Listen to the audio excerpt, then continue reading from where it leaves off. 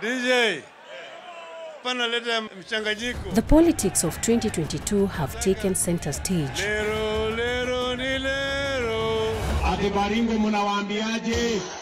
And music has become an integral part of political campaigns. When you're dealing with the political class, it's not a company. There's no VAT, there's no registration, there's no office. So mimi akili yangu yote Kanana. Hizi zingine ni kusurvive na hizi ni kidogo kidogo.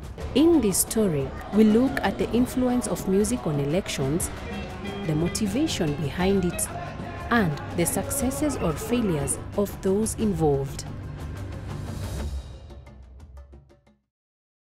Asubuhi siasa. Hata nikimweka kimondo. Sasa Raila ameacha kuwa kimondo. Saa 6 siasa. Nobody can stop.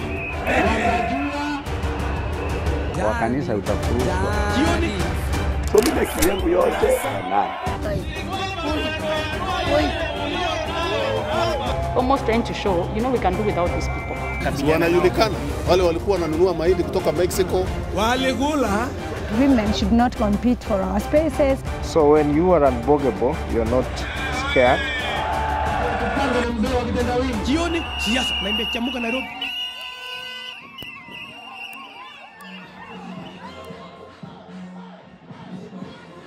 The relationship between music and elections in Kenya is enjoying a new boom.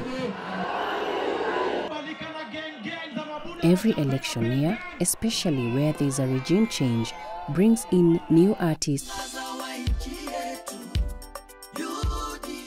new beats, and new genre. Unlike in the previous campaign seasons, 2022 has seen Azimio la Umoja presidential candidate Raila Odinga invest in music and collaborating with artists. This is something he and other presidential hopefuls could not do 25 years ago when he first vied for the country's top seat. The liberties weren't as much as they are now. Definitely from a political angle, you could not talk ill of the president. You could not criticize the government. But one thing that was very surprising was Moi was very patriotic. And he encouraged musicians to write patriotic songs because when you go back in history, some of the greatest hits or songs that I fondly remember as a young person are patriotic songs. Kenya taifa letu, maziwa nyayo, things just associated with his presidency. He had this knack for using musicians to demonstrate patriotism and his love for the country. It was pretty much an interesting period, but from a commercial perspective, everything else was crumbling. This included the contemporary music industry, in which a younger generation of artists was coming up. Yeah, we didn't have organized structures for royalty collections, businesses that would invest in the music business per se, like record labels, any organized system that allows the musician's career to grow. So it was pretty much his control, his word, and what the government deemed as fit for the audience. There was also a lot of censorship, maybe for foreign content, so it was not easily accessible, except what the government deemed fit for the audience to consume. Yeah, the media space hadn't really been liberalized per se. Things began to change towards the end of the 90s, and in the early 2000s, there were new political formations in a bid to find Moi's replacement in the 2002 elections.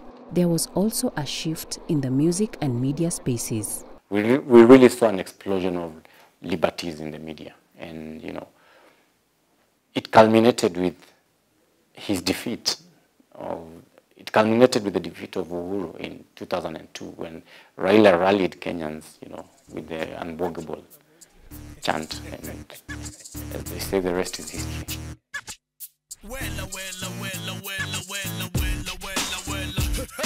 Unbwogable is a Luo and English word, where UN is English, Bwogable is Luo.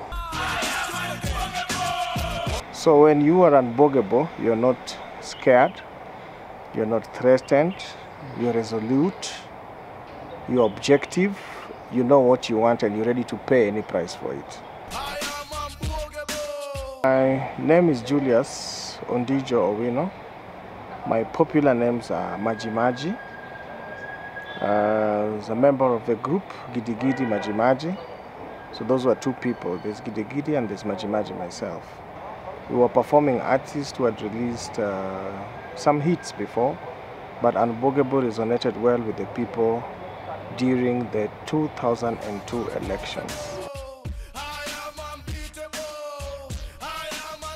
The singer of the song, popular song Unbwogable, that delivered a government called Unbwogable government.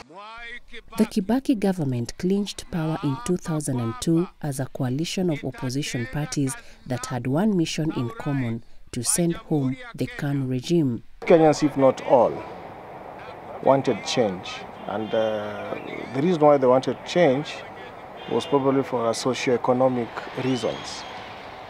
They felt corruption had taken over governance and the country was not going in the right direction. I think they also felt there was political instability. But I'd also like to say that the song Unbwogable was also much about us, in that we were also facing the same thing in terms of our music career, our direction as youths, where are we going, where are we headed to, are we going to study, are we going to get jobs, what? So we did a song, Unbwogable, when we were very frustrated while still in Dandora. So the song also captured a lot of our internal energies and frustrations.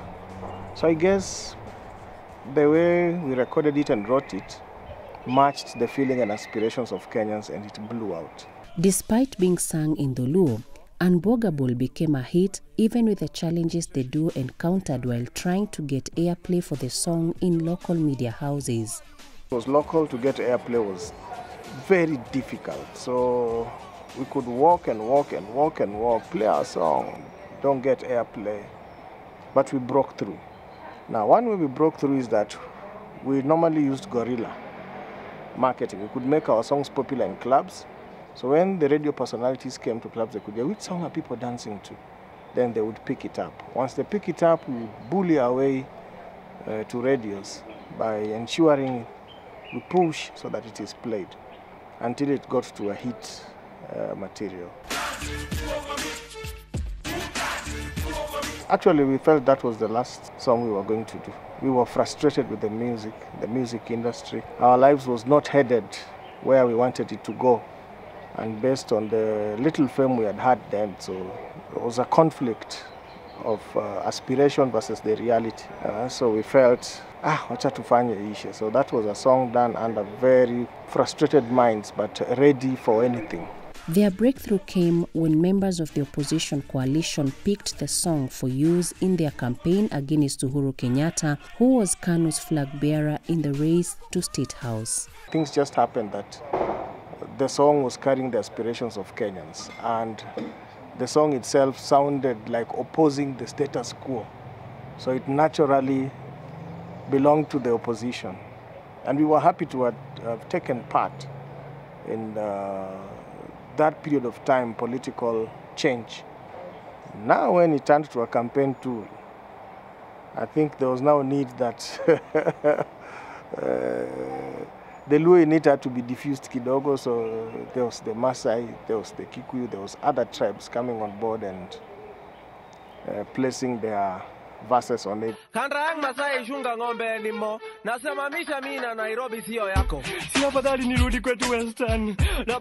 It could belong now to an entire Kenyan community in sliced bits for deeper understanding of the song.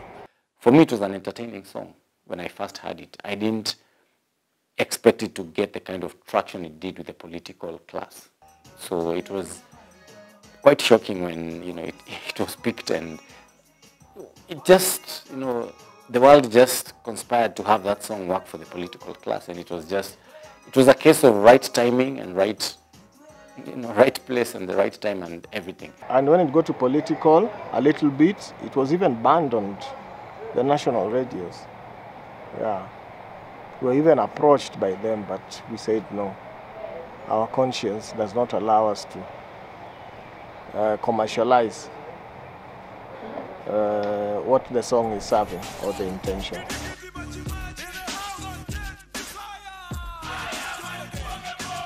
Unajua nilikuwa youth na nilikuwa na admire sasa musicians kama hao Majimaji na Gidigidi.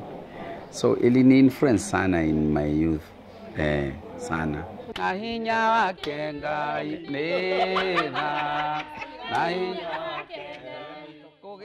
For Ben Githai, a popular gospel artist in Kenya, the song Unbwogable would bear the right message as he was preparing to vote for the first time in 2002. Nilikuwa napenda zile pato walikuwa wanataja watu. Olengo anga sijui anyangu nyongo nana leo.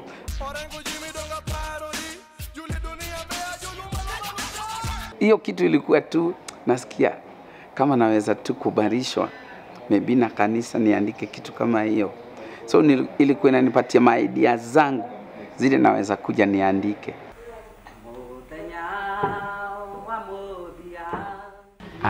2002 nilikuwa very young, in my early 20s. Sijaingia sana kwa siasa. Nilikuwa kwa crusades na kumsifu Mungu, and those days ungekuwa unatembea tu kwa tu unaongea mambo ya siasa kwa kanisa utafurushwa. Sio kama leo.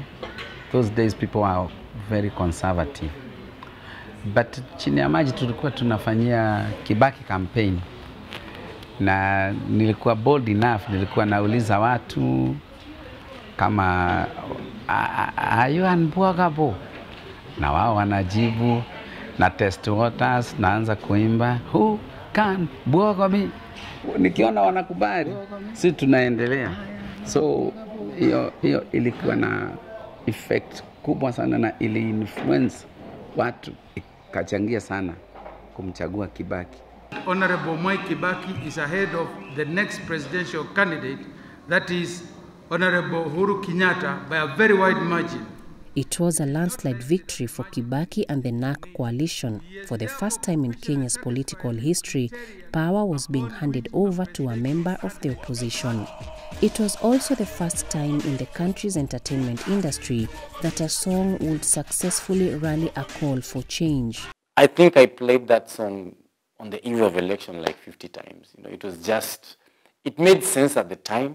It was just the right song. It had just the right energy to, invigorate the nation and just clamor for change. Unajua hapa, especially hapa Mlima Kenya, we talk of kuumira kama tadhura, yani kusema tunatokea kama siafu, kutokelezea, kuumira. Lazima kukuwe na trigger ya kuumira ili watu watokelezee. Hiyo trigger ni nini? Sana hukuwa ni wimbo. But as victory resounded on the political side, the duo Gidigidi and Majimaji silently retreated to the oblivion of the very people for whom they used their voices to rally support. You know how people think, like now you're in government, especially when the president says, my unbwogable government. A normal, ordinary Kenyan would have felt there should have been more to these young guys. And so to speak, we are human. There is an acknowledgement of sorts from the government. So on the list, you'd expect that. So whenever you Google, you say, these two gentlemen contributed to a lot of our political history and change. So you'd expect that, and I don't think we've ever received that. Tulitudoni yetu tukatulia tukasota tukarudi tukasota tukaanza vitu zetu na ndio hii tuko. Although the relationship between members of the coalition government was as short-lived as the song that helped to propel them in power, unbeknown to the Unbwogable duo, they had cleared a path for other contemporary artists who would be involved in songs that rallied specific causes. They also showed the way to a new relationship between music and politics. Definitely Unbwogable opened the doors for Banjuka. That was the precedence. And I was also involved in another campaign for Kibaki called Zinduka.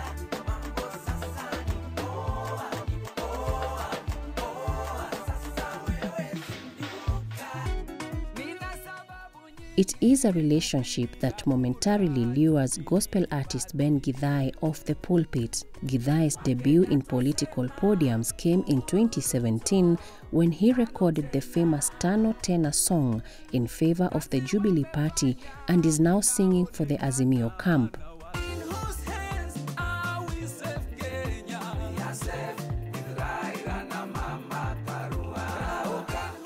Unlike Unbwogable, whose lyrics were a representation of the public's feelings towards the country's state of affairs, Githai's inspiration is different. Unajua, let me tell you, in politics, there are two things: loyalty and interest.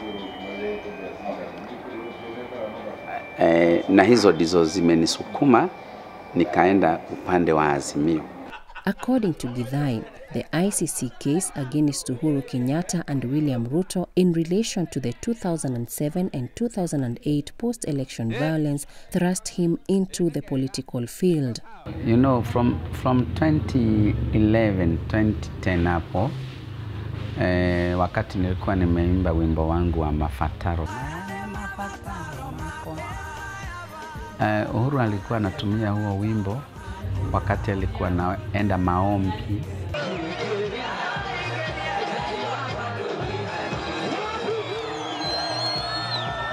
Alikuwa naombewa kwa sababu alikuwa ndio sasa alikuwa anatakikana aende Hague.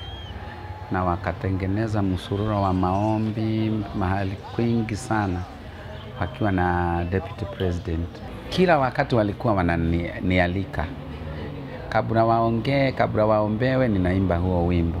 So 2017 nikaona wamesukumwa sana na Raila. Nikashindwa mimi ni contribution gani yangu naweza wapatia.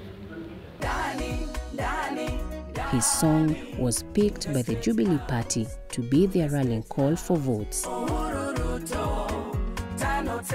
At the same time, Onyi Jalamo had composed a song voluntarily that will be the opposition's NASA campaign anthem.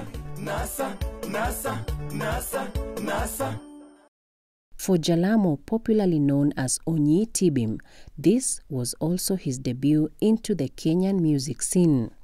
Unajua, the only thing enye watu wengi wajajua about Onyi, your song, most part of it imeimbwa Kijaluo, but wordings ziko hapo ndani are things that are now happening.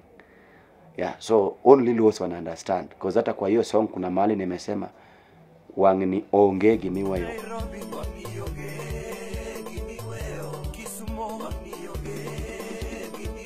Wangni onge gimiwayo means round hii hakuna kitu inawachwa. Makatako chuno towadonjo gibalangewa, yani round hii tuwachi kitu, lakini kitu shinda sana ikibidi tutaingia na mbalangewa. Mbalangewa ni zile manyumba za ushago kuna kuwa na zile space, ile space yenye breathing, hizo spaces zenye paka inaingiaga kwenda kuiba chakula ndani ya nyumba ile. Tunasema ikitushinda sana tutaingia na hapo, and hapo ndio penye baba aliingia. The prediction he claims to have made in his song refers to an unexpected event on March 9, 2018, when President Uhuru Kenyatta and opposition leader Raila Odinga, rivals in the 2017 presidential elections, shook hands in public as a show of reconciliation after a highly contested election season. So, ukiangalia 2017, hata ile wakati wa kama election inakuwa nullified, vile tulikuwa tuna celebrate, those are the things that were part of the song. Ya kwamba mambo mingi inaenda kufanyika ambayo hayajawahi fanyika iko kwa hiyo song. I don't think, siwezi kumbuka kama kuna nchi yoyote waliwahi kwa election na rais mwenye ako kwa uongozi akatangazwa kwamba ameshinda na ikaenda kotini na election ikakuwa nullified. I don't remember kama imewahi fanyika. So in Kenya it was the first thing ilifanyika. Now those were some of the words nilikuwa nimesema kwa wimbo. However, the handshake event set the lyrics for another artist, the late John DiMatteo, whose song Twabe Turehe Dhiri carries a message that reminds President Uhuru Kenyatta about a political debt owed to his deputy, William Ruto.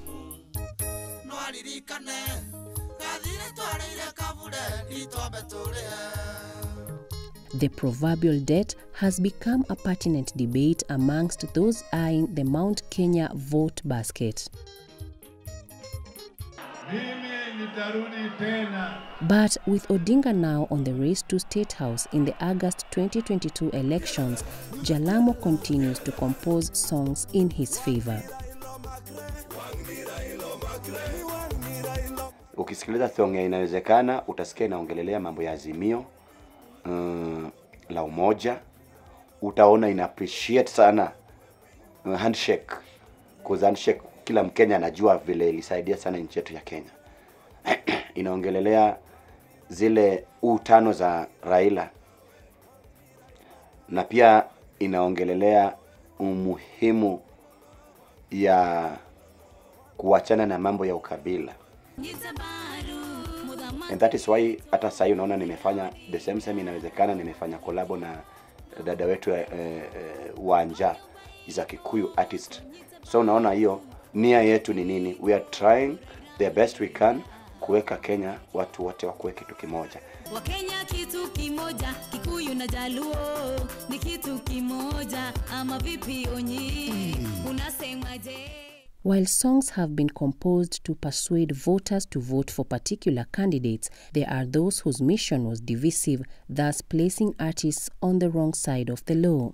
In July 2012, Kamande wa Kioi, Muigai wa Njoroge and the late John DiMatteo were charged with incitement to violence and hate speeches in their songs. But even as artists who compose songs for political campaigns do so under different levels of motivation, when the money factor comes in, most have little or nothing to be proud of.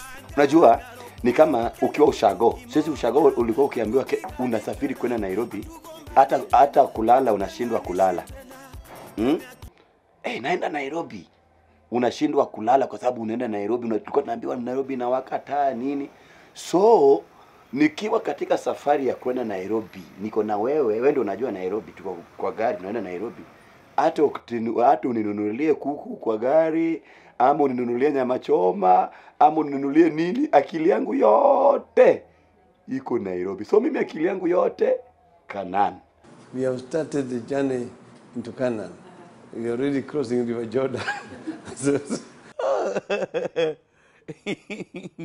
Hizi zingine ni kusurvive, hizi ni kidogo. Hizi magari, manyumba, these are vitu ndogo. Lakini kitu cha muhimu, nchi yetu ya Kenya ambao tunaikana. Unajua Canaan ni kuweka nchi katika mkono sawa. That is the most important thing.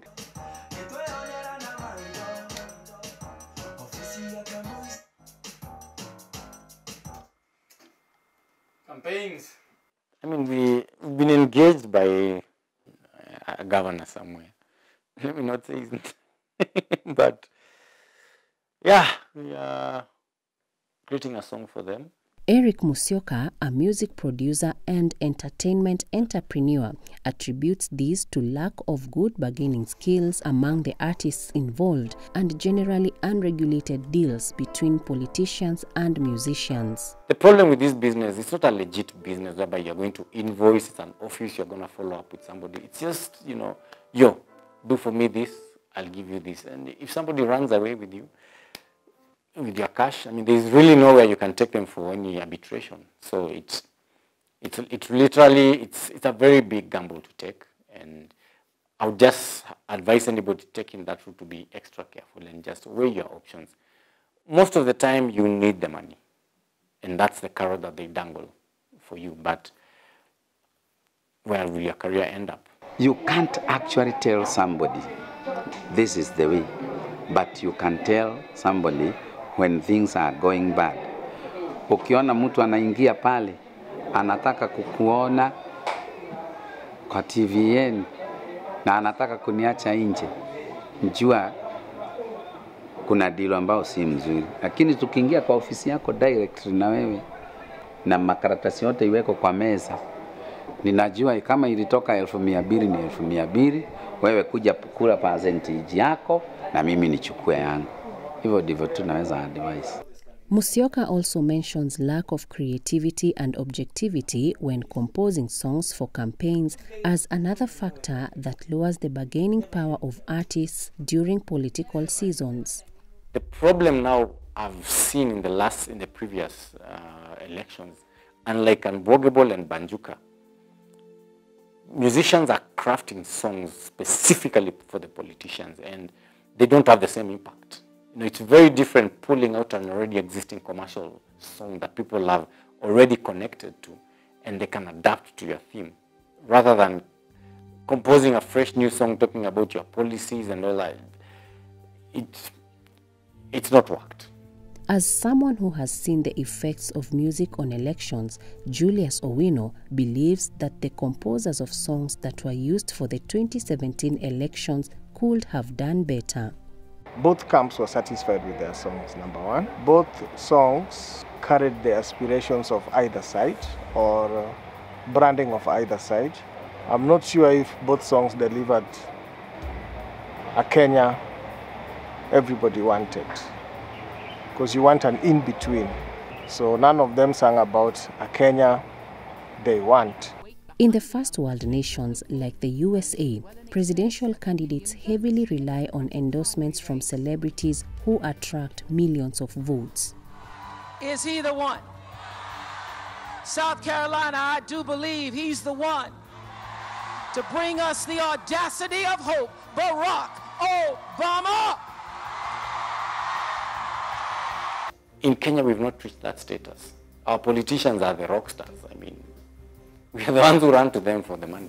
I've sat in these political campaigns and political strategy meetings, and it's funny how musicians and artists really have no say in how politics run. Pretty much, you're non-existence. I think sometimes it's a case of wacha tu tuwapatie kakitu, but they're really not at the forefront. Yes, you need them, but you know, if they become too difficult, you can do without them. Music is a powerful tool. Politics has the ability to erode intellect, whereby now your emotional connection is stronger than your intellectual connection. So at that event where the popular music drives you towards just one thing, then it does not bring your intellect to play in that aspect. As Kenya approaches the August 2022 elections, politicians are at it again, using music sung by the current generation of artists for their campaigns, with every lyrics and every beat carefully chosen for one purpose, to drum up support for their election bids.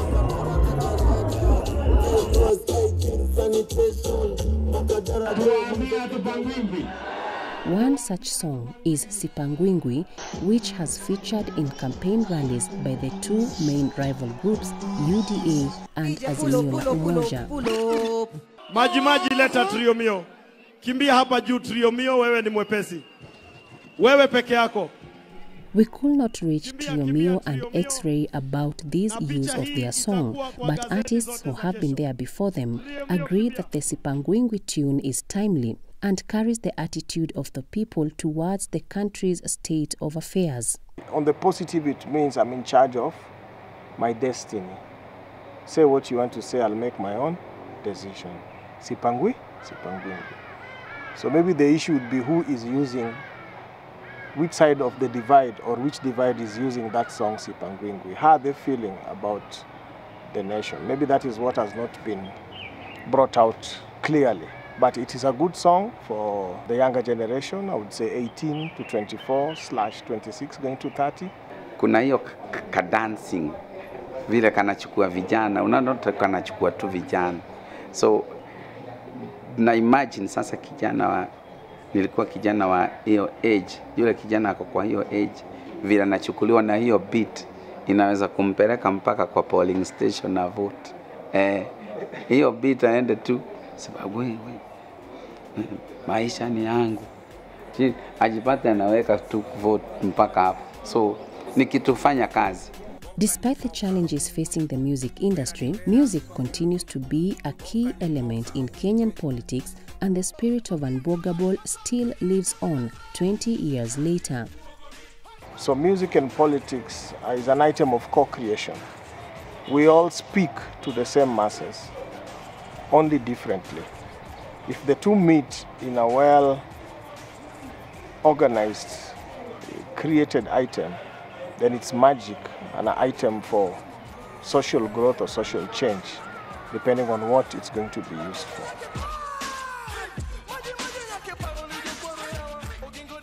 If history is written well with a genuine person about the political history or growth of this nation, that name, that song, those two young men, Julius and Gidi, Julius and Joseph, should be written somewhere as had participated in political growth and change of this nation. When Julius Owino, also known as Majimaji, and his colleague Joseph Ogidi, also known as Gidi Gidi, sang Unbwogable, it was to be the end of their music career. Well, it may have been so, but the spirit and message of the song has thrust Owino into a new career. Yes, of course. I'm vying as a member of parliament in Seme constituency. That's my rural home of my ancestors. And I want to share with them my experience and bring change. We hope to win, we know we will win, and we will bring the change, and history shall be written again.